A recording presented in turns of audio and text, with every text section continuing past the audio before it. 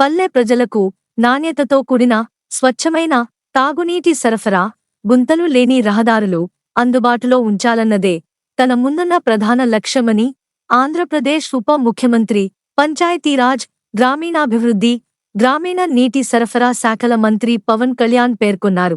ఆయా శాఖల అధికారులతో పవన్ కళ్యాణ్ నేడు సమీక్ష సమావేశం నిర్వహించారు.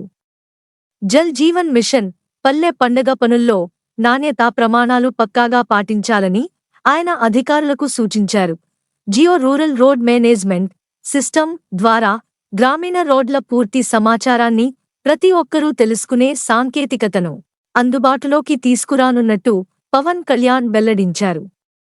నిధులు అందుబాటులో ఉన్నా పనుల్లో ఆశించిన స్థాయిలో పురోగతి లేకపోవడం పట్ల ఆయన అసంతృప్తి వ్యక్తం చేశారు.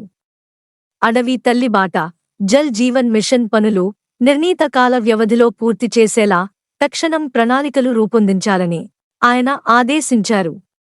ఈ మేరకు యంత్రాంగానికి దిశానిర్దేశం చేశారు.